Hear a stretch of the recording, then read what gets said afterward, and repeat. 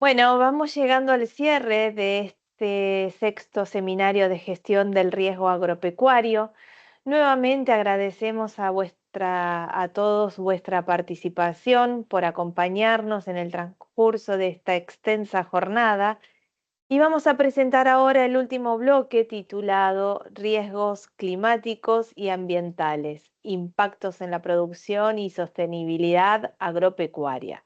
Espacio moderado por Demian Olenberg, que es licenciado en Economía de la Universidad de Buenos Aires, doctor en Estudios Sociales Agrarios, investigador del Centro de Investigación en Economía y Prospectiva del INTA, donde previamente se desempeñó durante 10 años en extensión y apoyo en desarrollo rural en INTA Delta y es actual docente de Economía de la Universidad de Buenos Aires, quien además hoy está cumpliendo años, así que muy feliz cumpleaños, Demian. Adelante.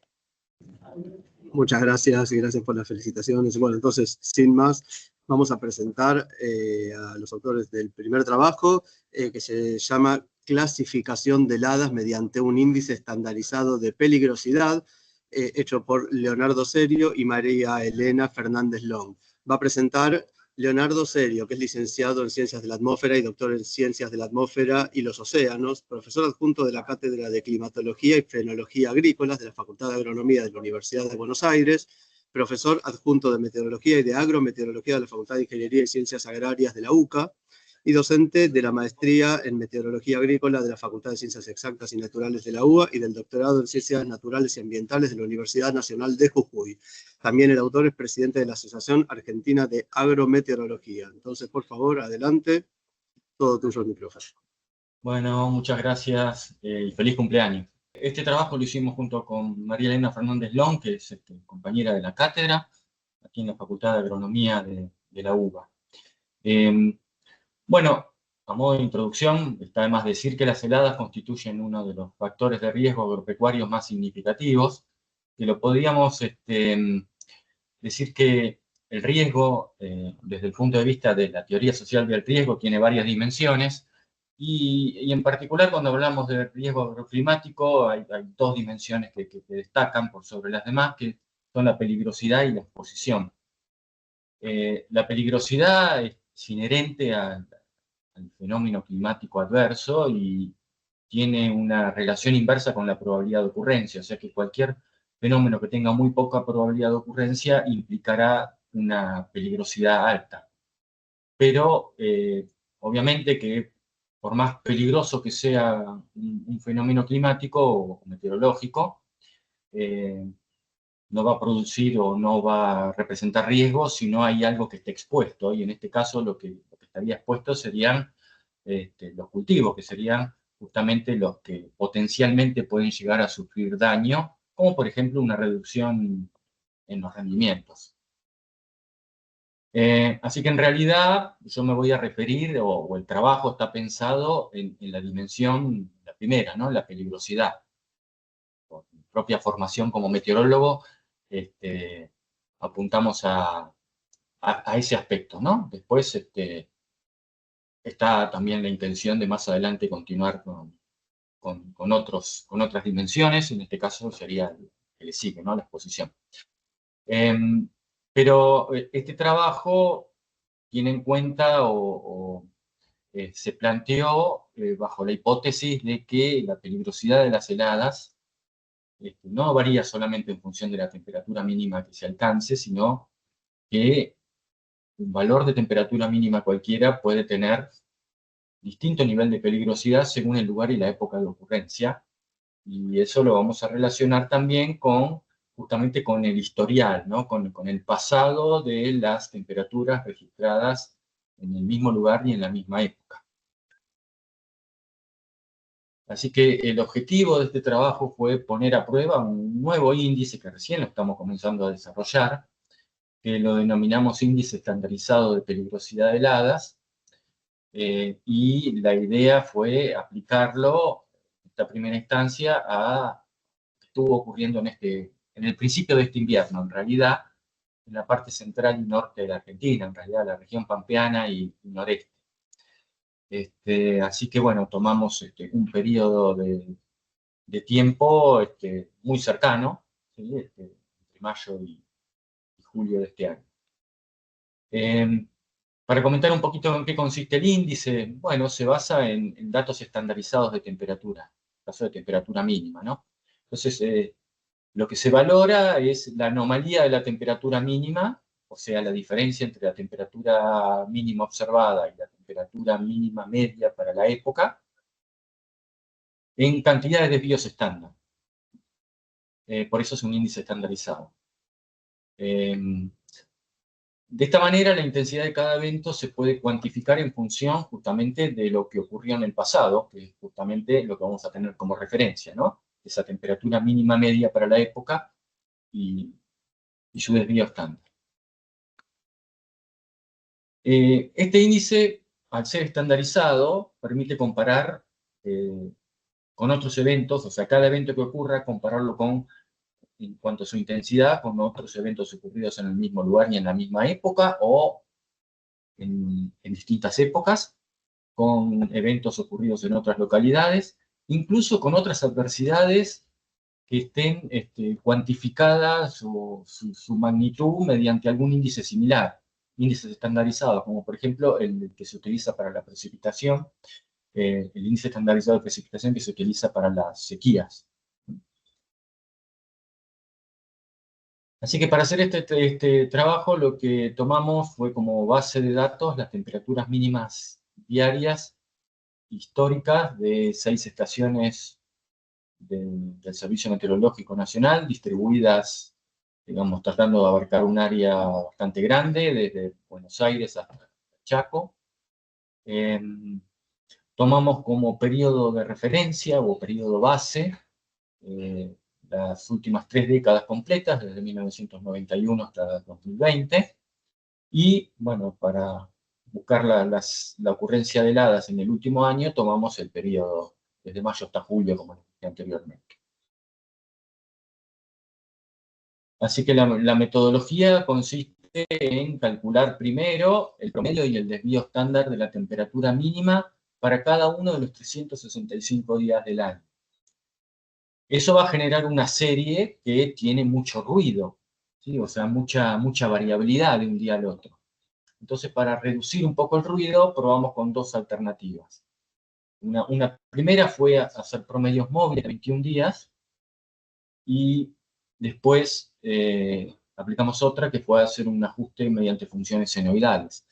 Más o menos lo podemos ver en estos gráficos.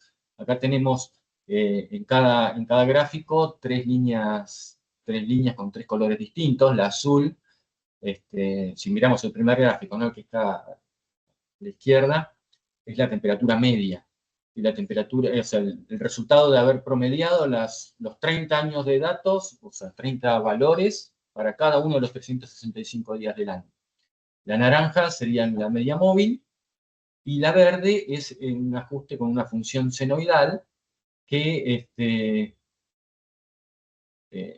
simplemente lo que se hace se ajusta al valor medio, la amplitud y la fase de una función senoidal. Eso lo hicimos mediante un programita que hicimos con R, y así obtuvimos los 3 parámetros.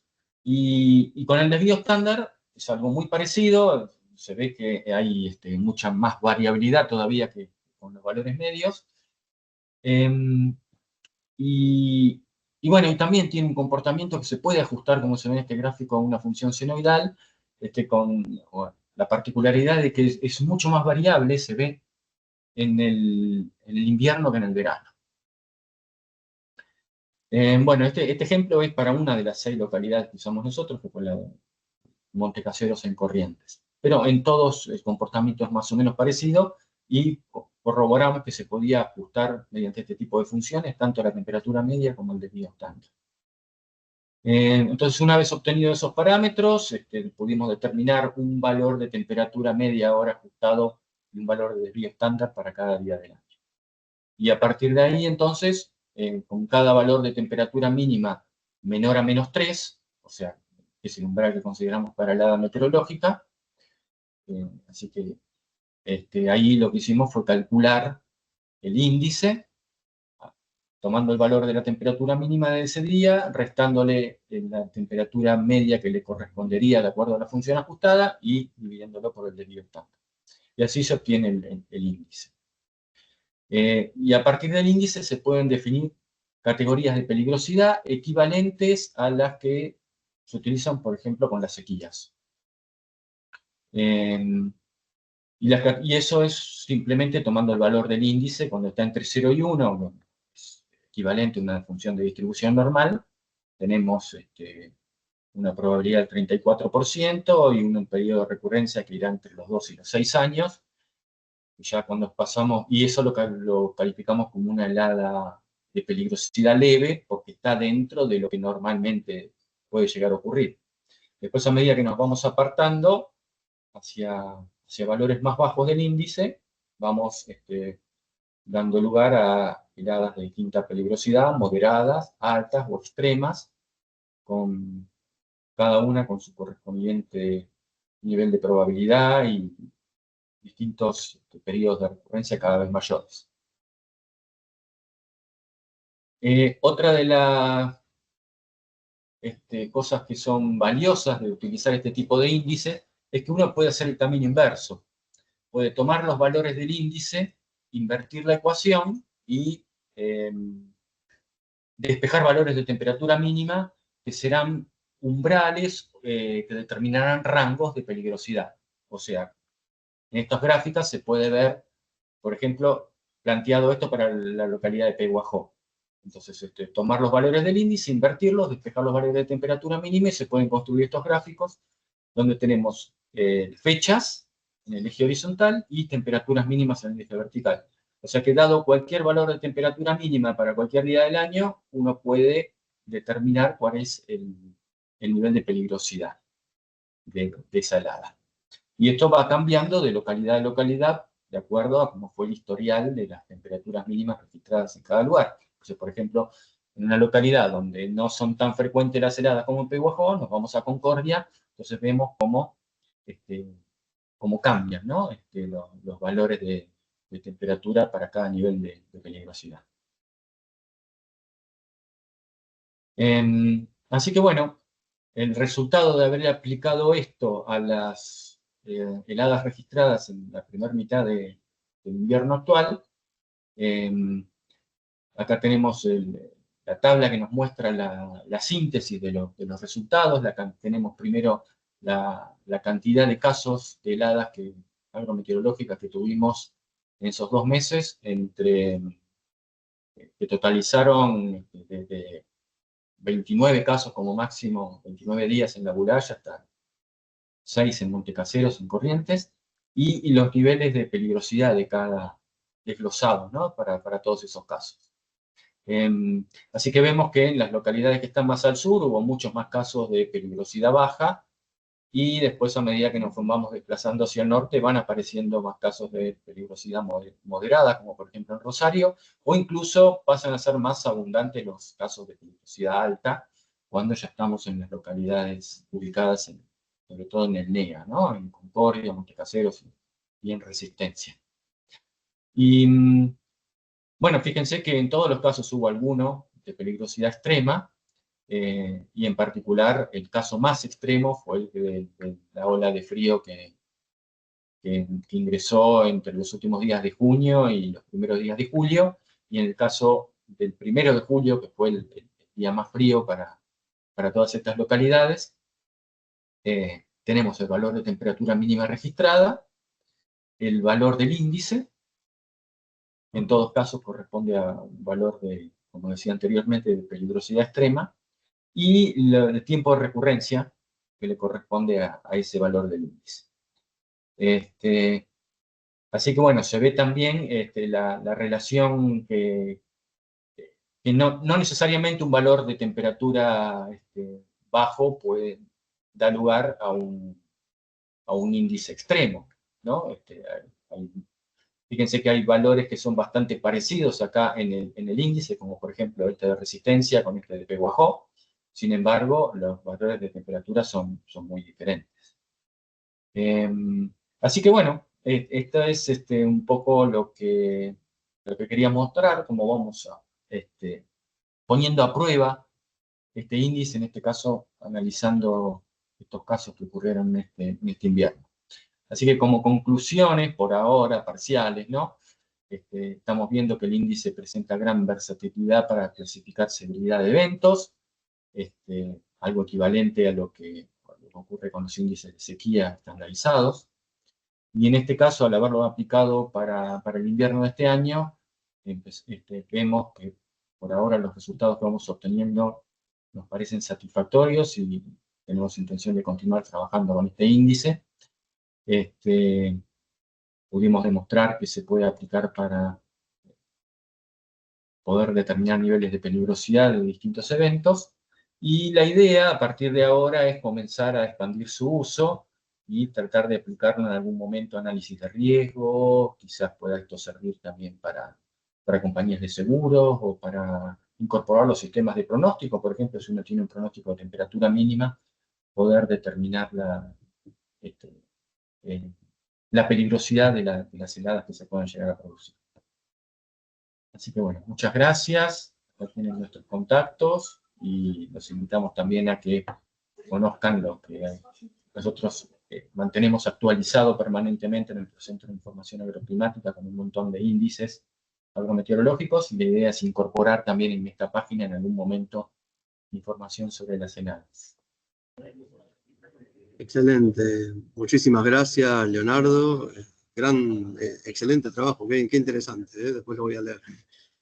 Así que muchísimas gracias. Vamos a pasar sin demoras al próximo trabajo, que se titula Rendimientos de cultivos en el centro este de La Pampa entre 1990 y 2023, tendencias, extremos y su relación con el ENSO. Los autores son Lorena Carreño, María Belmonte, Natalia Gattinoni y Silvina Cabrini. Va a presentar Natalia Gattinoni, que es licenciada en Ciencias de la Atmósfera de la Facultad de Ciencias Exactas y Naturales de la Universidad de Buenos Aires, con una maestría en Recursos Naturales de la Facultad de Agronomía de la UBA, y es investigadora del área de agrometeorología del Instituto de Clima y Agua de INTA Castelar. Así que Natalia, adelante. Muchas gracias. Muchas gracias, Demian. Un saludo a todos. Paso a compartir. Bueno, es un gusto y gracias por compartir esta tarde, el último bloque aquí en el seminario. Nos propusimos continuar un poco y trajimos a este seminario el tema del niño, ¿no? Como siempre, o sea, si bien ya lo reconocemos y se ha tratado en otros seminarios, quisimos volver a presentarlo, principalmente incentivados por Silvina Cabrini, y dijimos, bueno, vamos a explorar esta herramienta, a seguir mirando, ¿no? Este fenómeno, a ver si pasa, que no se me... ahí está. A ver, hay dos partes cuando hablamos del niño. Obviamente, cuando siempre miramos los trabajos, uno piensa, bueno, el fenómeno del niño, oscilación del sur, en el Océano Pacífico, y su relación con la variabilidad climática a nivel país. Eso tenemos un montón de trabajos en la región pampeana.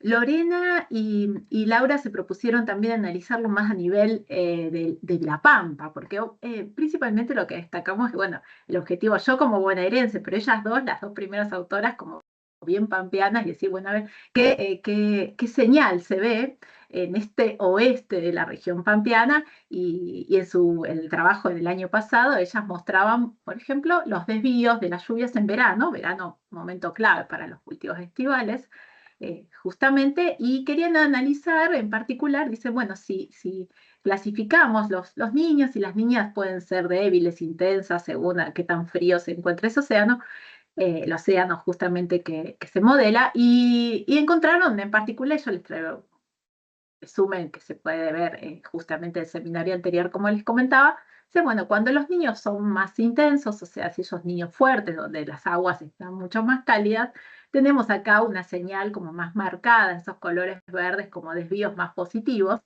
que uno siempre tiende, obviamente asociamos a niños con periodos que favorecen las lluvias y las niñas con menos lluvias, pero resulta que cuando analizaron también los niños y las lluvias, cuando este fenómeno tiende a ser más leve o más moderado, acá tenían condiciones variables. Entonces, bueno, también esta variabilidad que a veces presenta el mismo evento, ¿no? Ahora bien, digamos, bueno, tenemos la lluvia, vamos analizando los patrones de lluvia y obviamente después sale que su relación con los rendimientos, ¿no? Y acá nos vamos a enfocar justamente en los trabajos que, como yo decía recién, se presentaron en los seminarios anteriores y se publicaron, donde se exploraron, y yo tomé algunos como para tener en otras provincias, también con distintas autoras que justamente analizaron rendimiento en distintos cultivos específicos y su relación con las fases del ENSO. Entonces, por ejemplo, en Chaco, asociaban rendimientos extremos altos a muy altos de algodón y maíz en la fase niña, en niño rendimientos normales en soja y maíz y extremadamente bajos en los neutros, porque no nos tenemos que olvidar también de esta etapa, de esta fase asociados a rendimientos bajos y muy bajos en algodón y maíz, en el trabajo de Chaco. Acá, si ustedes prestan atención, yo nombro extremos, ¿no? Lo que nos vamos a enfocar un poco va a estar dado en esa parte, en esas campañas que fuimos clasificados como extremos, ¿no? De rendimiento. Cuando analizamos, o sea, se hace el análisis para los rendimientos en Córdoba, alguna de las características que puedo traer es soja y maíz presentan mayor sensibilidad a los efectos del ENSO, como en gran parte de la región pampeana, en comparación con trigo y maíz. Trigo como cultivo de invierno, obviamente, y acompañando las investigaciones que también, o las conclusiones que se han hecho en otras investigaciones, ¿no? Y en el caso de los trabajos, el trabajo realizado para Buenos Aires, dice gran parte de los departamentos, entre 38 y 41% de los departamentos, clasificaron sus rendimientos como extremadamente bajos a muy bajos, y acá destacan estas segundas líneas consecutivas, ¿no? O sea, que el aumento en la proporción o la frecuencia de los departamentos cuyo rendimientos han sido clasificados como bajos o muy bajos en maíz y soja, cultivos estivales, en esas segundas líneas, ¿no? Entonces, teniendo en cuenta esto, decimos, bueno, hay que explorar qué pasa en la Pampa, sabiendo que, bueno, tenemos que seguir abordando en este conocimiento a nivel general, ¿no? A nivel país o a nivel de área principal de producción, seguir explorando este fenómeno, así como otros del océano y la atmósfera, ¿no? Así que lo que se propuso es analizar las tendencias y ocurrencias de valores extremos de rendimiento a nivel departamental, los principales cultivos de cosecha en secano de la estepa de la Pampa y su relación con las fases del fenómeno. ¿Qué cultivos? Bueno, maíz, girasol, trigo, serie o las campañas que van del 90 al 2023, soja de primera y de segunda del 2000 al 2023. Continuamos con el primer trabajo que presentaba Cabrini y autores allá por los primeros y el segundo seminario, en los cuales se proponía identificar tendencias, la ocurrencia de eventos de valores extremos de rendimiento a nivel de departamento, su relación con el ENSO, y ajustando modelos justamente o seleccionando para esa serie de rendimientos según de cada departamento y cada cultivo, ajustar un modelo y seleccionar el de mejor ajuste, modelo sin tendencia, un modelo con tendencia, un modelo con cambio de tendencia.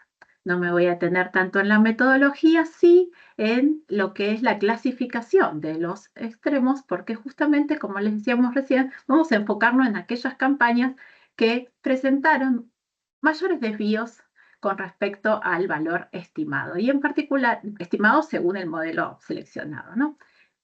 Así que tenemos los umbrales de 2 y menos 2 para clasificarlo como extremadamente alto y extremadamente bajo a los rendimientos, y en el medio quedan los otros puntos de muy alto o muy bajo. De acuerdo a esto, ahora es, bueno, clasifiquemos según la fase del niño, oscilación del sur.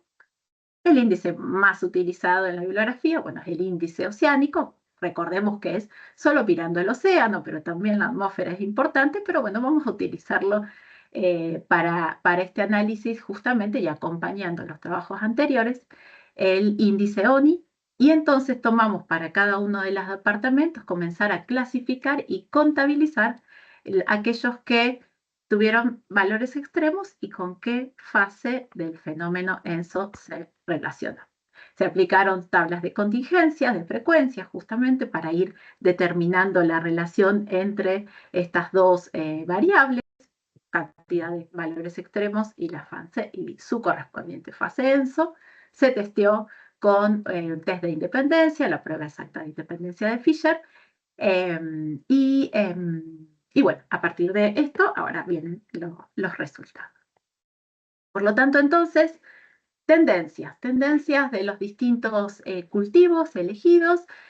Todos mostraron un aumento de rendimiento que fue significativo en gran parte a lo que es trigo, el 82% de los departamentos, 30 y 36% para lo que es maíz y girasol, esa tendencia positiva también observada en el resto del área productiva.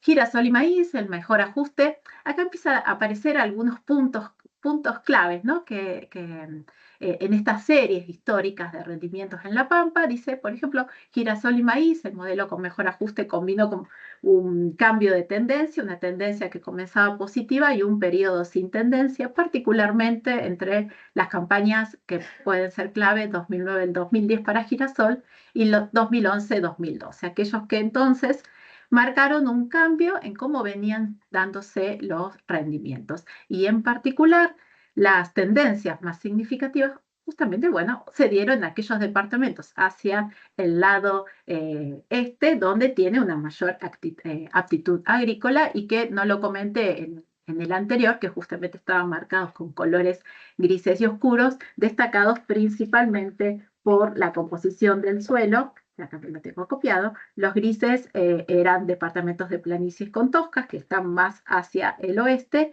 y los grises oscuros, que están hacia el este, los de mejor aptitud agrícola, que corresponden a planicies medusas.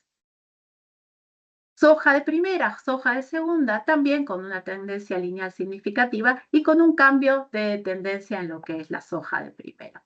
No nos detuvimos a ver el por qué, pero bueno, tecnología y las decisiones justamente van a marcar ese cambio. Hablábamos de desvíos con respecto al valor estimado, y nada, acá es como para que vean la salida, ¿no? que obtuvimos. Cada campaña en el eje horizontal, y cada puntito es un departamento, y destacábamos en particular que gran parte de los rendimientos y de los cultivos que estábamos mirando, 2009-2010, esa campaña marcó como un cambio, en algunos más llamativos, en otros no tanto, pero después de esas dos niñas seguidas anteriores, esa 2009-2010 permitió así también un cambio en cómo venían dándose los rendimientos. Agregamos entonces ahora la fase del ENSO y los valores extremos. Acuérdense entonces que solo veíamos aquellos que están en los extremos de estos rendimientos, ¿no? Entre muy altos o extremos altos y muy bajos o extremadamente bajos. Todos tuvieron su relación con las tablas de contingencia significativas, y vamos a separar algunos para que ustedes puedan ver. Maíz y soja, hay más casos en los cuales, acá vamos al gráfico para que entiendan, eje horizontal, obviamente las campañas, cada uno de las categorías de este indicador en cualitativo, y contabilizamos la cantidad de departamentos. Acá está puesto directamente los departamentos, pero hemos calculado también su frecuencia relativa, ¿no? En maíz y soja, dos cultivos estivales, más casos que los esperados en las categorías extremadamente bajo y muy bajos en campañas niñas, acompañando también lo que se encuentra en otras zonas, en otras provincias de la región pampeana, y lo opuesto en casos niños, como el que recordamos 15-16. El trigo viene a hacer las diferencias, también cultivo de invierno, en el cual casi ya este fenómeno, y como ya sabemos de otros trabajos, bueno, tiende a no tener una relación clara. Entonces tenemos más casos en extremadamente altos en campañas niñas, se nos da un poquito vuelta, y aparece un extremadamente bajo en campañas neutrales. No nos olvidemos de estas campañas en particular, ¿no? Y sí destacamos que cuando eran niños en girasol y maíz, las tablas de contingencia no nos dieron en esa fase alguna evidencia de alguna caracterización clara en cuanto a qué categoría podían tener, ¿no? Así que girasol y trigo en campañas de niño no nos aporta información. Entonces, creo que lo dije bastante rápido, pero la idea cuál era entonces, voy a resumir y voy a ir al objetivo más específico de que quiero dejar de nuestro trabajo es que soja, maíz presentaron rendimientos extremadamente altos asociados a condiciones del niño. Trigo tuvo rendimientos altos o extremadamente altos en la mayor parte de los departamentos en campañas clasificadas como la niña. Obviamente las niñas tienden a relacionarse o a correlacionarse con resultados productivos de bajos a extremadamente bajos en soja y maíz, los cultivos estivales.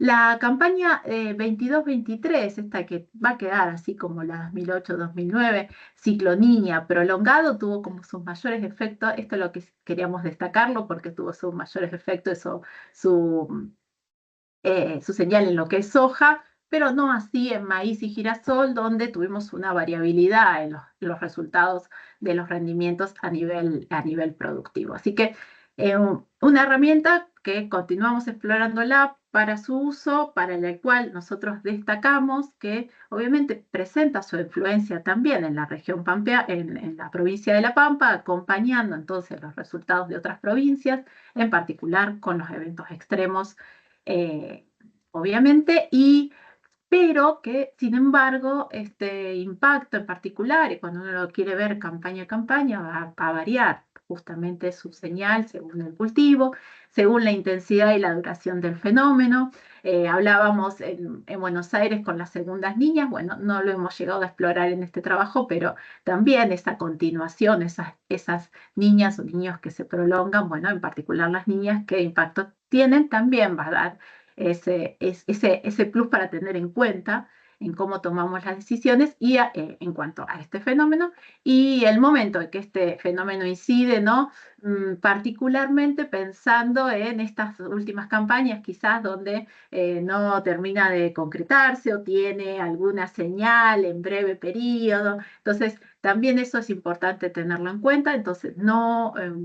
quizás esa mirada más a nivel departamental, más a nivel de pronóstico de la intensidad del fenómeno, en qué momento se va a dar, son todas claves para mirarlo en detalle, para después tomar una mejor decisión y no centrarse solamente en esas 1 y 2, en esa directa relación que tenemos a veces de los primeros trabajos que se había iniciado. Y lo que buscamos siempre es brindar un poco más de información para hacerlo de manera más puntual y bueno, más departamental, que es el objetivo principal, ¿no?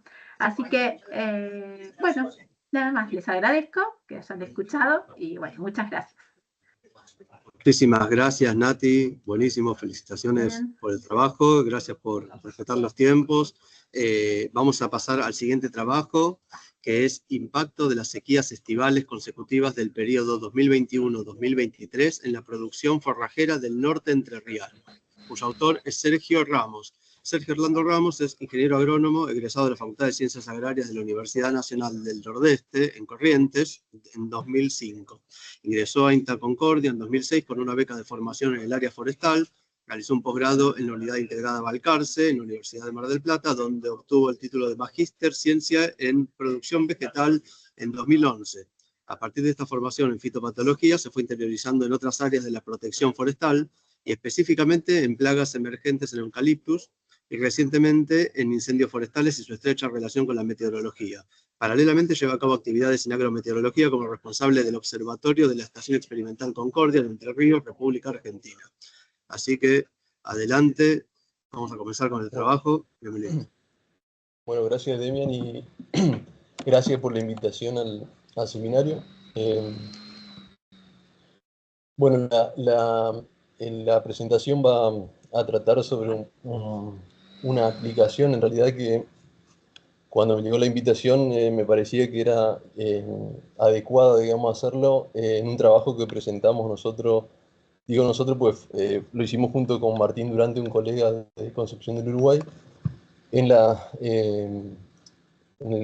reunión de la Asociación de Meteorología el año pasado. Así que un poco va a versar sobre la aplicación de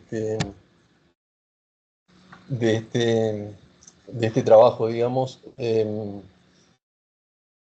Y bueno, quería destacar, digamos, la participación de Martín. Yo no puse como autor porque la verdad que no, fue un poco rápido el tema del trabajo y las fechas de presentación. Entonces, no pude compartirlo, digamos, me gustaría haber discutido un poco más con él. Lo, lo- lo presenté, digamos, me pareció que igualmente se pueden mejorar algunas cosas, incluso, digamos, a través del monitoreo que ellos hacen, se puede aplicar directamente con los valores estimados de la producción en este observatorio de la producción forrajera que tienen digamos, en varias regiones del país, incluyendo Entre Ríos. Eh, la zona eh, de la cual voy a hablar es el departamento de Feliciana, al norte de Entre Ríos.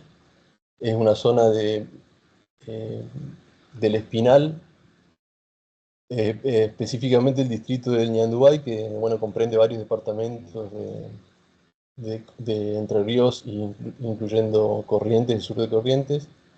Bueno, es un paisaje típico de sabana, más o menos abierta, donde la principal actividad es la ganadería. Entonces, un poco la pregunta que surgía era, bueno, eh, cómo impactó esto cómo impactó la sequía, digamos, en esta producción. Em, para poner el contexto de lo que pasaba en estos últimos años, em, se dieron un periodo de sequías consecutivas estivales durante los veranos del 2021, 21-22 y 22-23, que ustedes pueden verlo ahí en el gráfico a través del índice estandarizado. Y en paralelo, digamos, en esa época, la fase niña del ENSO.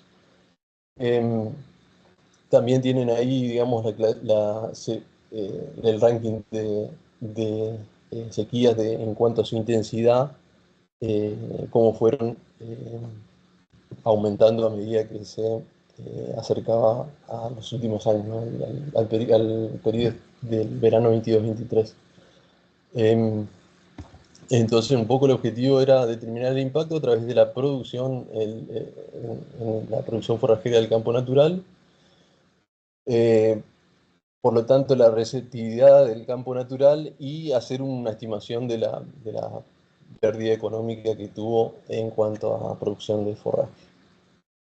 Bueno, para esto como les comenté, del punto clave, digamos, de la evaluación del análisis es la producción primaria neta aérea del forraje del campo natural, que eso es una estimación, un desarrollo de un grupo grande de personas, en la que está incluida Martín Durante, que estima la producción del campo natural a través de cortes de pastos y lo relaciona con el índice verde, o sea, el NDVI, a lo largo del año. Eh, este, este, ah, este, este ajuste, esta calibración se hizo en varios puntos de la provincia, bueno, mayormente en el norte de la provincia de Entre Ríos, en la zona donde está justamente ubicado el departamento Feliciano y donde se hizo el estudio. Para eso, además, otra fuente de datos es el cálculo del índice estandarizado de precipitación, bueno, que se aprovechó con los datos disponibles a través de plataformas como Weather Engine, a través de la base de datos de CHIRPS. Bueno, y con ese ajuste se determinaron las ecuaciones que están ajustadas por el índice estandarizado de precipitación y las estaciones del año. La superficie total del departamento es, bueno, alrededor de 300.000 hectáreas, de las cuales la mayor parte está incluida en la superficie, digamos, de producción forrajera que consideramos los pastizales, que es lo que viene en color clarito, marrón claro, y en color verde es la mayor parte del departamento, que es bosque tipo sabana, semiabierto. Esta era la otra fuente de datos, que es de MapBiomas.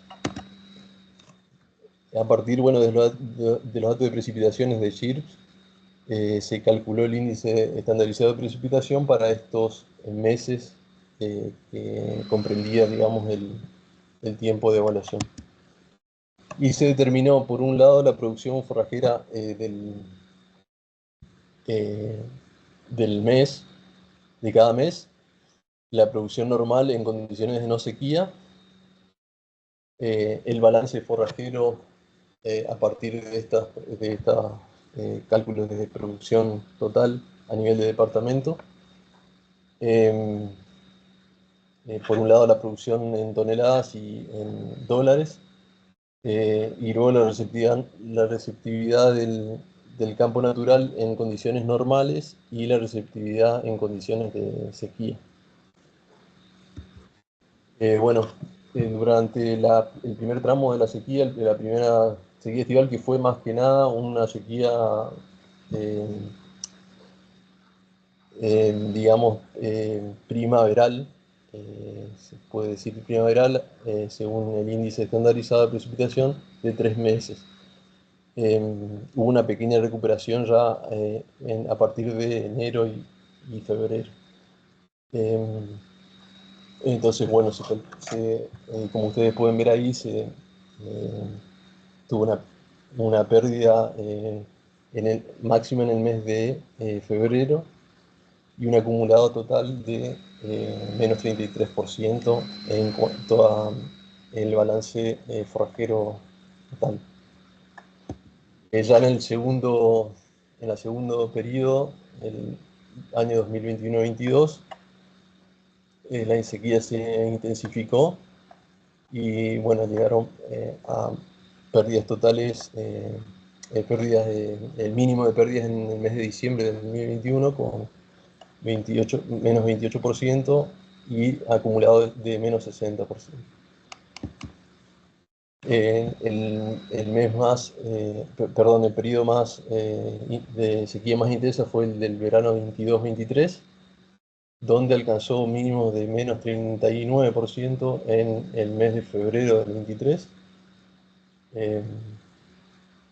y una pérdida acumulada de menos 120%. Esto implicó, digamos, una disminución también de la receptividad del campo natural, que, bueno, lo pueden ver en el gráfico, bueno, con las caídas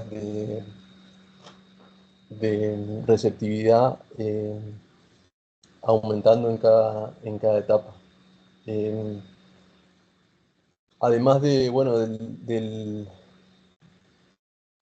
digamos, de la estimación en sí, yo quise contrastar esto con datos reales, digamos, de la Secretaría de Agricultura y Ganadería y Pesca, y, bueno, en ese periodo, justamente, en los últimos 3 años, esta estadística se disminuyó, digamos, coincidiendo, digamos, con la etapa de esta sequía. Y es la línea la línea horizontal que muestra digamos, las existencias reales, ¿no? Eso es en cabezas por hectárea, que, bueno, en promedio podría ser equivalente a lo que es el equivalente vaca en receptividad. Y se observa, bueno, que ese valor estuvo por debajo, en cuanto a receptividad, estuvo por debajo del valor de las existencias reales en el último periodo, perdón, en 22-23. Voy terminando. Bueno, para redondear las conclusiones, se determinaron las 3 sequías estivales consecutivas, que es es inédito para el registro histórico. Bueno, la producción forrajera, como vimos, se fue intensificando las pérdidas con mínimos de menos 14, menos 28 y menos 39% en las respectivas etapas. La receptividad del campo natural durante el 22-23 estuvo por debajo de los niveles de las existencias de ganado vacuno en el departamento de Feliciano. Y bueno, en términos monetarios se estimaron pérdidas acumuladas para cada periodo bueno, figuran ahí los dólares, 1,3 millones, 2,2 y 4,3 millones de dólares en 2023, 2022-2023. Así que eso es todo. Muchas gracias. Muchísimas gracias, Sergio. Felicitaciones por el trabajo. Gracias especialmente por el cumplimiento de los tiempos. Verónica Caride está presente para continuar con el siguiente. Sí, acá estoy. Sí, perfecto. Entonces vamos a hacer la presentación. El próximo trabajo se llama Riesgo económico de la deforestación para el sector agropecuario. Un análisis para el Gran Chaco argentino. La autora es Verónica Caride. La doctora Verónica Caride es especialista en economía agropecuaria y ambiental, con más de 26 años de experiencia profesional y una amplia trayectoria en gestión de programas y proyectos en organizaciones internacionales, en la Unión Europea, en la FAO, en el PNUD y el ICA. Sector público, sector privado y académica. Actualmente se desempeña como team leader de un proyecto financiado por la Unión Europea referido a cadenas de valor libres de deforestación y como investigadora CONICET. Así que, Vero, el micrófono es todo tuyo. Adelante. Dale, muchísimas gracias. Bueno, la idea era un poco contarles el trabajo que, digamos, que realicé referido a lo que son los riesgos económicos de deforestación para el sector agropecuario, más específicamente para los productores agropecuarios, y sobre todo haciendo principal énfasis en el Gran Chaco argentino o el Parque Chaqueño, ¿no? Algunas cosas ya las deben conocer y otras por ahí no las conocían o las habían escuchado, pero bueno, son temas muy, muy de vanguardia, así que espero que les sirva como información también. Bueno, el Gran Chaco es una de las regiones con mayor biodiversidad del mundo, ¿no? Es el segundo ecosistema más grande en América Latina después del Amazonas. Es uno de los pocos bosques secos que existen a nivel global. Y bueno, obviamente por todo esto es una región con una gran riqueza ambiental y cultural, donde habita una gran cantidad de comunidades indígenas además. Pero bueno, temas de biodiversidad es súper importante, ¿no? También es una región de alta vulnerabilidad social. O sea, como ustedes saben, el norte argentino es, digamos, más pobre que el sur de Argentina, con lo cual existen brechas muy importantes en cuanto a los índices de pobreza, indigencia y demás. Bueno, el Gran Chaco abarca otros países, ¿no? No sé si conocen la región, pero también está Paraguay. Paraguay y Argentina representan el 85% de la región, con lo cual son los más importantes. Argentina representa alrededor del 65% por ahí, con lo cual es el país que más representa esta región. Después tenés un pedacito de Brasil y un poquito de Bolivia también, pero bueno, principalmente Argentina y Paraguay son los que más la representan. Paraguay tiene gran parte, digamos, de su territorio en esta región, ¿no? Bueno, respecto a la Argentina, si nosotros nos centramos en lo que es el Parque Chaqueño, que es la parte argentina de lo que es el Gran Chaco, representa el 68.3% de la superficie de bosques del país, o sea, es súper importante en tema de bosques. Y además de eso, es una de las áreas que no solamente más deforestación ha tenido, sino mayores tasas de deforestación. O sea que claramente es un tema preocupante, ¿no? Oscilan entre el 0.3% y el 1.09% entre el 2007 y 2022. En general se ubican por arriba del 0.5-0.6%, están en 0.7, 0.8 más o menos, que son una de las más altas. Ahora vamos a ver un gráfico. Acá, bueno, ahora vamos a ver cuáles son los temas que se están discutiendo, digamos, pero los gobernadores del Norte Grande manifestaron en una reunión del BID que tienen la voluntad de crear un fondo para poder conservar estos servicios ecosistémicos. Hay un debate internacional importantísimo, digamos, porque está obviamente todo el tema del cambio climático y las medidas que se están tomando. Como ustedes saben, me imagino el protocolo de Kioto ya terminó, en el cual algunos países, no todos habían entrado para mitigar los efectos del cambio climático, y ahora estamos en lo que es el Acuerdo de París, digamos, a partir del 2015 se firmó el Acuerdo de París, y en el Acuerdo de París entraron casi todos los países, hay muy poquitos que habían quedado fuera, en el Protocolo de Kioto había quedado fuera China, Estados Unidos, por ejemplo, o sea, grandes jugadores, y grandes deforestadores y contaminadores también, ¿no? Emisores de gases de efecto invernadero. Entonces, bueno, digamos, el Acuerdo de París ya es como algo asumido de que todos los países lo tienen que cumplir, y en eso también es un tema, ¿no? Obviamente el tema de la deforestación es una fuente súper importante, no solamente de emisiones de gases de efecto invernadero, sino también de pérdida de biodiversidad. Bueno, acá vemos la evolución de las tasas, ¿sí?, de deforestación. El Parque Chaqueño es la amarillita. Si bien primero se redujo, después como que se mantuvo bastante estable, después subió un poco en el 2019. Y igualmente siempre, o casi siempre, excepto un año, es una de las más altas, ¿sí? O sea que es una situación preocupante, como les decía, por la magnitud de lo que tiene esta región, de los bosques que tiene esta región. Ahora, cuando nosotros vemos, esto lo tengo que actualizar, pero cuando nosotros vemos este gráfico, la ley de bosques, la 26.331, que Argentina promulgó en el 2007, digamos, el presupuesto nunca se cumplió. No solo nunca se cumplió, sino que cada vez está más desfinanciada la ley. O sea, ahora menos del 5% del presupuesto asignado se cumple. De hecho, este gobierno, bueno, eliminó lo que era el fideicomiso justamente para la implementación de esta ley. Con lo cual, nada, el tema de la ley de bosques es como que está muerta, desgraciadamente. Así que bueno, es un tema ese también, porque las provincias, digamos, se financiaban a través de esta ley para iniciar acciones en contra de la deforestación y demás. Acá hay un tema muy importante, digamos, que la ley de bosques se implementa en las provincias a través del Plan de Ordenamiento Territorial. Cada provincia, según la Constitución del 94, es dueña de los recursos naturales, tanto mineros como de recursos naturales agrícolas y demás. Entonces, los bosques son, digamos, potestad de las provincias y son quienes deben implementar y regular la ley de bosques.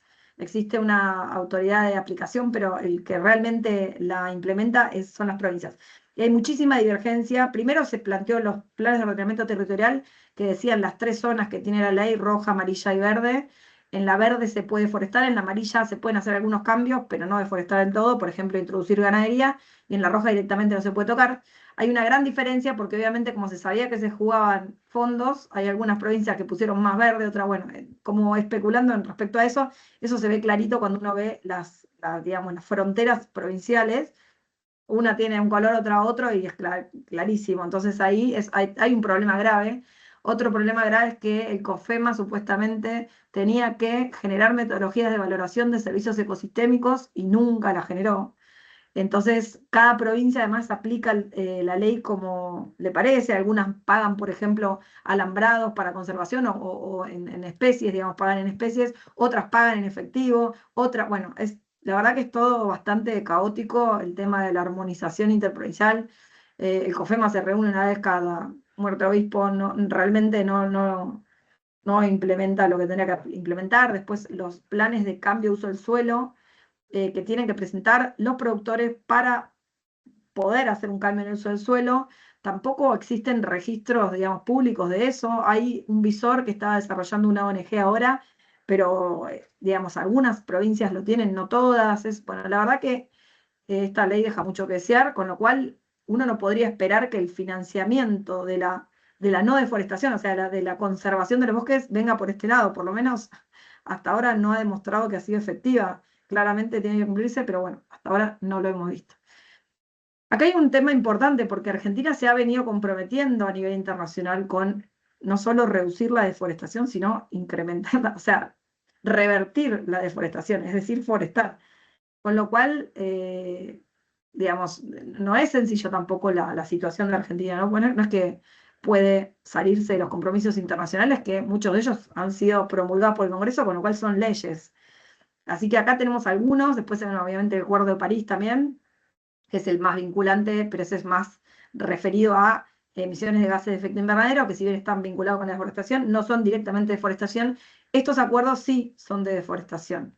Entonces, bueno, no es que puede mirar para otro lado, digamos. Y también a nivel internacional se le van a exigir, ¿no?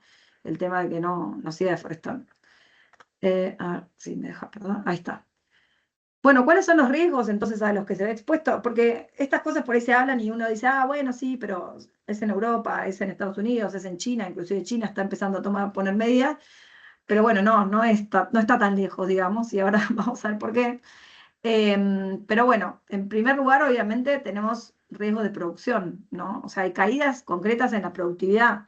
Al tener una menor, digamos, nivel, o sea, menor superficie con bosques, tenemos una menor, digamos, provisión de servicios ecosistémicos, con lo cual tenemos mayor erosión. Las lluvias, digamos, no tenés tanta frecuencia de lluvias porque lo que hacen los bosques también es preservan todo el ciclo hidrológico. Perdés servicios ecosistémicos clave, como por ejemplo la polinización en algunos cultivos, que ya está comprobado que están estudiados y medidos y estimados los cambios en la productividad que tenés cuando tenés variedades por ejemplo, de productos agrícolas que no son autógamas. Con lo cual, nada, tenés un montón de cuestiones concretas que quizás el productor no lo ve, pero existen. Y además, bueno, tenés una mayor volatilidad en los rendimientos, obviamente, porque esto al tener mayores, digamos, cambios o eventos extremos debido a la deforestación, también tenés pérdidas muchísimo más grandes en el territorio. Y también tenemos mayores costos, porque la pérdida de biodiversidad lo que hace también es que, por ejemplo, ciertas especies nativas que combaten a ciertas pestes ya no están más. Entonces, todo lo que sean malezas digamos, pestes pueden surgir con mucha más virulencia. Entonces, eso también es un problema porque hay mayores costos. Seguramente ya conocían todo esto, ¿no? Que les estoy contando, pero bueno, está y cada vez se nota más. Y después tenemos riesgos comerciales, que esto es clave y es súper importante. Digamos, los productores agropecuarios se ven expuestos a pérdida de mercados internacionales. El caso más concreto es, y más próximo que se tiene, es el tema del reglamento de libre deforestación de la Unión Europea, que se sancionó en el 2023, pero se pone en implementación ahora en diciembre de este año. Y ahí lo que pide la Unión Europea en el marco de sus políticas del Pacto Verde es que todas las cadenas de suministro, o sea, todos los productos que entren, no todos, ahora vamos a ver cuáles son, los productos relevantes que entren dentro de su territorio y se comercialicen dentro de su territorio, tienen que ser libres de deforestación. Porque ellos quieren evitar, digamos, lo que son las emisiones importadas, ¿sí? Ese fue uno de los grandes problemas también del protocolo de Kioto, que había lo que se llaman carbon leakages, o sea que está bien, la Unión Europea le puso todo el sistema de cap and trade a sus industrias, pero después resulta que importaban de otros países y emitían mucho más los productos que importaban que lo que ellos producían. Entonces, como el cambio climático es un problema global, claramente el problema no se estaba solucionando, sino que se estaba agravando. Entonces, ahora tomaron esta medida que obviamente un poco va a solucionar esto, ¿no? De los carbon leakages, que es que todas las cadenas de suministro tienen que ser libres de deforestación. De los productos que ellos determinan como relevantes, que se hizo un estudio para chequear cuáles son esos productos que traccionan la deforestación, porque según la FAO el 90% de la deforestación a nivel global se da por el cambio en el uso del suelo para producción agrícola o ganadera.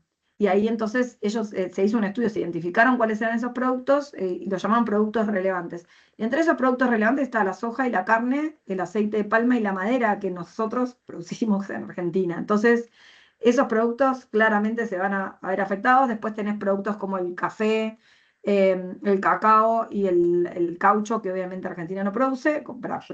Países como Brasil van a tener complicaciones ahí. Pero bueno, claramente en la soja y la carne son los productos que más se van a ver afectados, ¿no? Entonces ahí que tenemos pérdida de mercados, porque además es toda la cadena, no es solamente los que entran en la Unión Europea. Por ejemplo, si nosotros desde Argentina exportamos cuero a China y China digamos, hace carteras con ese cuero, o sea, le agrega valor y lo quiere mandar a la Unión Europea, va a tener que ser libre de deforestación. Entonces, por más que yo le exporte el cuero a China, si China después tiene como último destino la Unión Europea, no me va a servir, digamos, no me va a comprar. Entonces ahí hay una pérdida de mercados.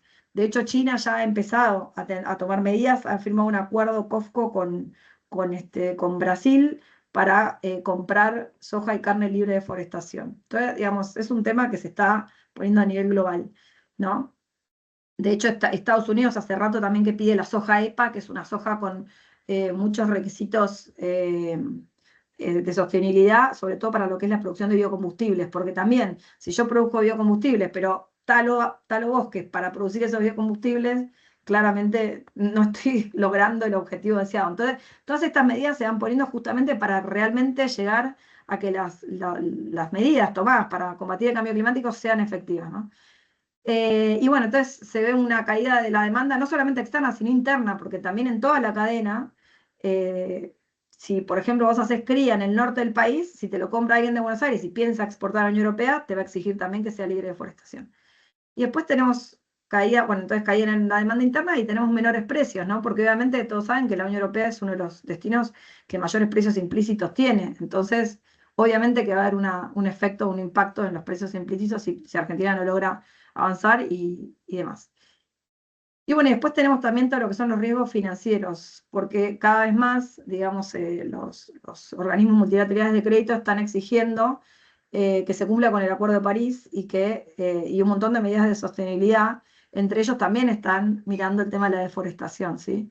Con lo cual es también un tema de acceso al financiamiento y cada vez más los bancos acá a nivel local están empezando a armar algo de sostenibilidad, no están con tanta fuerza, pero van a estar traccionados a nivel internacional, con lo cual van a tener que ayudarnos. Así que bueno, ¿cuánto me queda? Perdón, porque estoy... Estamos en tiempo cumplido. Si por favor podés redondear las conclusiones. Sí. Bueno, entonces, ¿cuáles son las distintas tendencias que surgen, ¿no? Bueno, frente a esto, o sea, hay que solucionar el cambio climático, hay que dejar de deforestar porque es un impacto sobre la biodiversidad. Entonces, bueno, acá una de las digamos, alternativas que es el pago por servicios ecosistémicos, que está haciendo a nivel muy local y tampoco se está planteando por los países en desarrollo como una propuesta fuerte. Después están los impuestos piduvianos que se están poniendo para, por ejemplo, todo lo que es combustibles, se pone un impuesto al combustible. Barreras cuantitativas al comercio las estamos viendo, digamos, en línea con algunas cuestiones también de sostenibilidad, requisitos de cadenas globales de suministro sostenibles y libres de deforestación y financiamiento para proyectos verdes. Y respecto al Gran Chaco, bueno, estas son un poco algunas ideas de lo que se debería trabajar, ¿no? Porque, como les decía, es una región crítica, generación de metodología de evaluación de servicios ecosistémicos, mejorar la trazabilidad de su producción, mejorar el mecanismo de control de la ley de bosques, concientizar, porque el reglamento europeo también pide que se cumpla con la ley local, con lo cual la ley de bosques también va a ser revisada. Concientizar a los productores respecto a los riesgos que enfrentan, obviamente eso es súper importante, y buscar financiamiento. Gracias. Muchísimas gracias, felicitaciones por la presentación. Y así vamos a pasar entonces a nuestro último trabajo de hoy, que se titula Estudio de la variación del sistema de labranza en el sudoeste bonaerense en ambientes con riesgo de erosión en el periodo 2008-2022. Los autores son Andrea Lauric, Liliana Scoponi, Carlos Torres Carbonell, Jerónimo de Leo, Soledad Carrasco y Fabián Marini. En este caso van a presentar Andrea y Liliana. Andrea Lauric es ingeniera agrónoma y magíster en Desarrollo y Gestión Territorial de la Universidad Nacional del Sur. Desde hace 20 años integra el equipo técnico de extensión agropecuaria del INTA Bahía Blanca, enfocada en sistemas ganadero-agrícolas extensivos. Desde 2021 coordina el sistema de información y alerta temprana para Naredo, Bordenave y Anguil, y actualmente es coordinadora de extensión de la Estación Experimental Agropecuaria Bordenave, promoviendo sostenibilidad y adaptación al cambio climático. Liliana Scoponi es contadora pública y magíster en Administración de la Universidad Nacional del Sur, doctoranda en Ciencias de la Administración, investigadora categoría 2 y profesora titular ordinaria en Contabilidad de Costos, Gestión de Agronegocios y Administración Rural de la Universidad Nacional del Sur. Es también directora académica de la Maestría en Administración de la Universidad Nacional del Sur, coordinadora del Centro de Estudios Contables y editora de revistas especializadas. Dirige proyectos de investigación y es consultora de pymes y ONGs. Así que, por favor, adelante con la presentación. Adelante. Buenas tardes a todos. ¿Se escucha bien? ¿Se ve? Sí, perfecto. Perfecto. Bueno, sí, como mencionaban, nosotros somos un grupo interdisciplinario, tanto de la universidad como del INTA. Hay ingenieros agrónomos, contadores, geógrafos y licenciados en administración que contribuyeron a este trabajo. Nosotros somos extensionistas, Carlos Torres Carbonell, Jerónimo de Leo y yo, que trabajamos en la agencia de extensión del INTA de Bahía Blanca con productores. Bueno, nos ubicamos en el sudoeste de la provincia de Buenos Aires, entre las isoietas del semiárido, de las 700 y 500 milímetros por año. Las características modales de los establecimientos son ganadero-agrícolas en una proporción de 80-20, con una agricultura maquinada fina, con rendimientos bajos de 1.300, 1.500 kilos por hectárea, y la producción ganadera, cría-recría, alrededor de 50 kilos de carne por año, con un EB bajo de 0,5. Con respecto a las precipitaciones, tenemos mucha variabilidad, tanto intraanual como interanual. Desde el año 1960 tenemos picos de 1.000 a 300 milímetros por año, que lo pudimos ver en los últimos 20 años que trabajamos en la agencia. Bueno, las características edáficas tienen alto riesgo. Acá le traje muchas fotos nuestras, suelos compactados, acumulación de arena por erosión eólica, polvo en suspensión, también por erosión eólica, texturas finas, tanto limo como arenas finas. Acá hay mapas que hemos hecho en otros trabajos, donde figura que uno de los principales riesgos que tenemos es la erosión eólica. Por eso, como extensionistas de INTA, promovemos la siembra directa y la implantación de pasturas perennes para abordar esta problemática. Pero tenemos este problema. Eventos climáticos que potencian este riesgo, por ejemplo la inundación del 25, que primero genera erosión hídrica y después arriba de la hídrica tenemos la erosión eólica que se puede ver en la foto, hecho por el geógrafo el doctor Marini, este mapa en el 2009, que hubo ráfagas que llevaron polvo hasta 260 kilómetros, en la tormenta del 23 que se cayeron los árboles, granizo con este tamaño y sequía. Todo esto promueve y potencia la erosión eólica. Entonces, bueno, un poco de nuestro compromiso es la promoción y el seguimiento por ejemplo, una tecnología como la directa frente al riesgo de erosión y los antecedentes. Bueno, nosotros en relevamiento que hacíamos en el 2008-2010, veíamos claramente que había una proporción de 80% de siembra convencional y un 20% de la tecnología de siembra directa. Para los que no saben, es esta situación donde queda el cultivo anterior y germina por entre el rastrojo conservando la cobertura, y esta es la maquinaria. Y en cambio en la derecha acá pueden observar siembra convencional con labranza, roturación y los suelos quedan descubiertos o desnudos expuestos a la erosión eólica. En el 17 cambió el paquete tecnológico y pudimos ver que se invirtió. El 80% era siembra directa y el 20% siembra convencional. Entonces, pero ¿qué pasa? Sucede que en el 2022, cuando hacemos las recorridas del sistema de alerta temprana, observamos que gran proporción de los lotes que estábamos observando estaban nuevamente en siembra convencional, por lo que decidimos avanzar en esta investigación. Evaluar la variación en el empleo de sistemas de labranza en lotes de cultivos dentro del partido Coronel Rosales, en este caso, desde el 2018 al 2022. Entonces, ¿esto qué consistió? Obviamente, visitando productores, que es lo que hacemos cotidianamente, hablando con referentes calificados de agronomías, de cooperativas, con asesores privados, y lo que hicimos fue georreferenciar lotes de fina, tanto de trigo y cebada, como lotes de siembra convencional y directa. Y bueno, y luego está la tarea de gabinete con los geógrafos de INTA que tenemos en el equipo, en donde emplearon series multitemporales de imágenes satelitales Sentinel-2 sobre las que se calculó el NDVI. Y se realizó un apilamiento de imágenes para los periodos julio-diciembre 2018 y julio-diciembre 2022.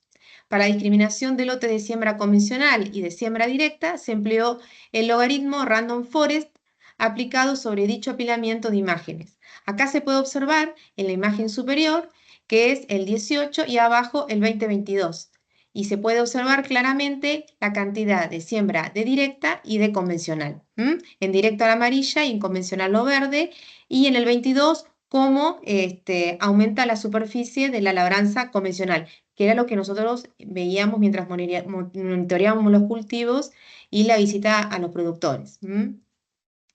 Bueno, acá concretamente el gráfico, donde veíamos que en el 2018 seguía este cambio tecnológico que habíamos observado en los antecedentes, con 80 de siembra directa y 20 de convencional, pero luego en el 2022 vuelve a revertirse esta situación, en donde encontramos un 33% de siembra directa y un 67% de convencional nuevamente, por lo que comenzamos a replantearnos, discutir entre nosotros, buscando referentes, asesores privados, y también nos asociamos con gente de administración y contadores para hacer otro tipo de análisis, ¿no?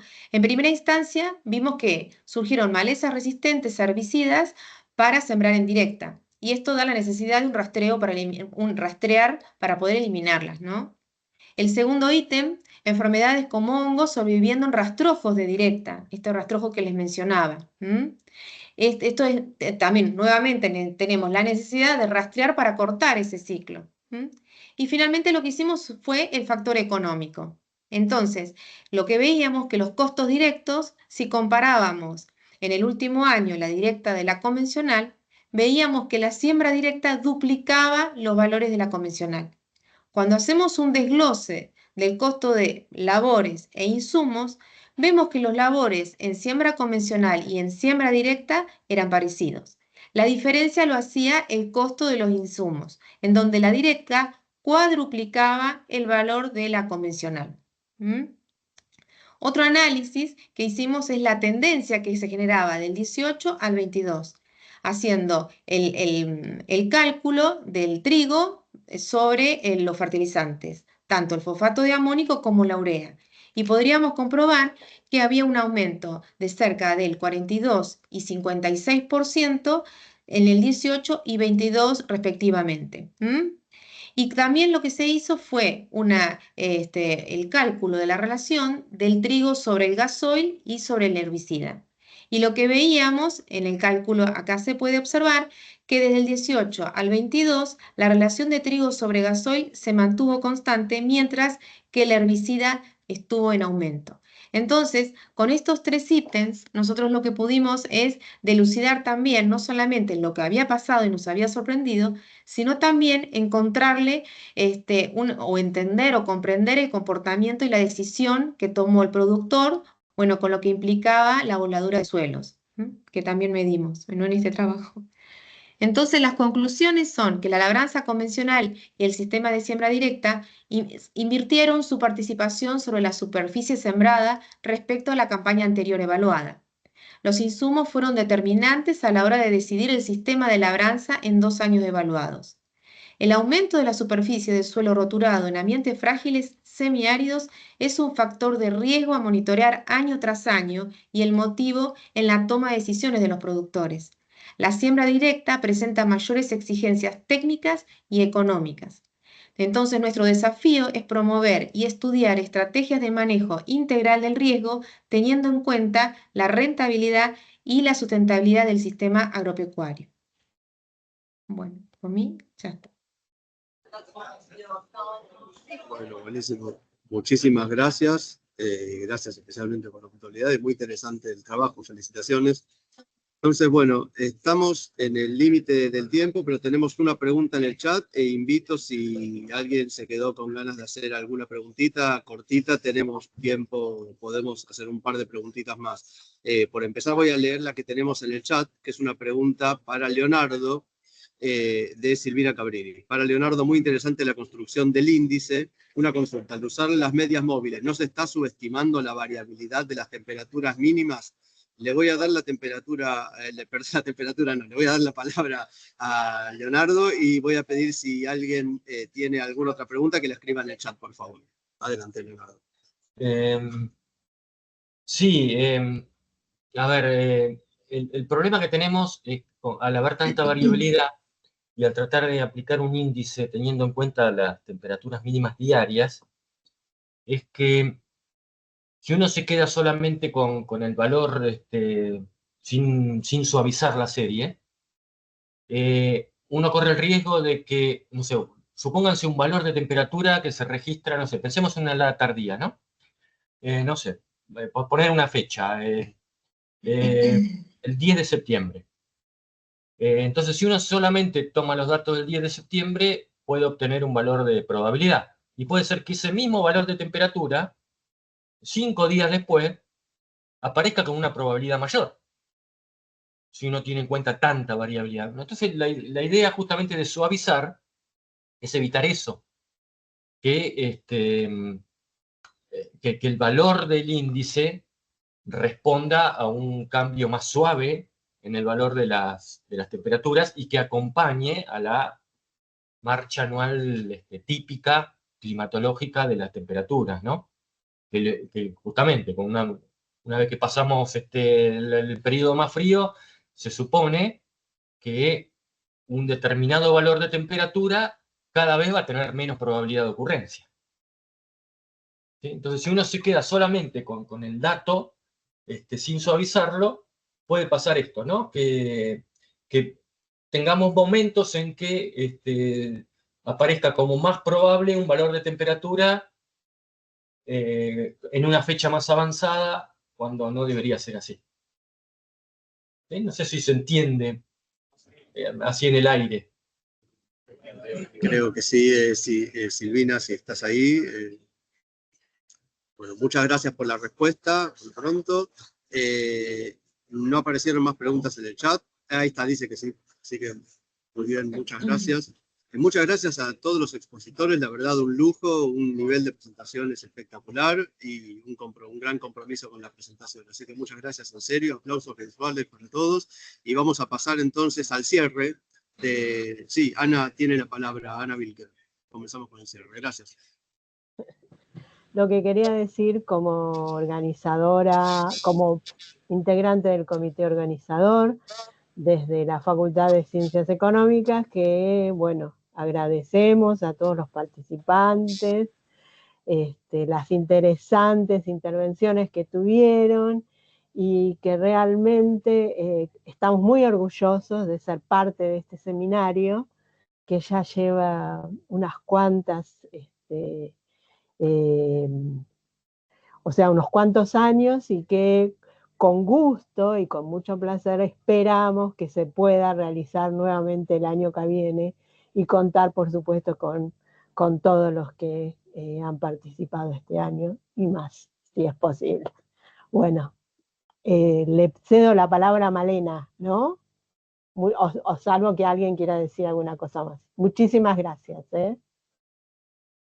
Bueno, hemos llegado al final del 6º seminario sobre gestión del riesgo agropecuario.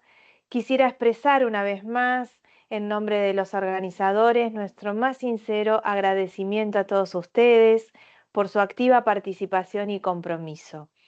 Además, queremos agradecer especialmente a quienes presentaron sus trabajos, a los moderadores y a nuestro comité académico, María Teresa Casperri, Silvina Cabrini, Verónica García Fronti, Valeria Goñi, Juan Mazot, Susana Pena de la Daga, Laura Perellano, María Eugenia Quirolo, Carlos Torres Carbonell, Ana Wilker y al comité organizador.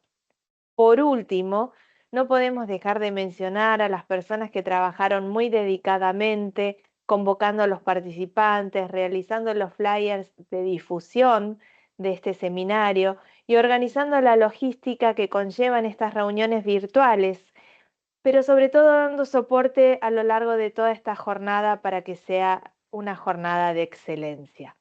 Ellas son Ximena, Ivana y Ana Laura, del Centro de Investigación de Economía y Prospectiva. Gracias nuevamente a todos ustedes por su participación y entusiasmo. Los esperamos el año próximo en una nueva edición. Muchísimas gracias y hasta pronto.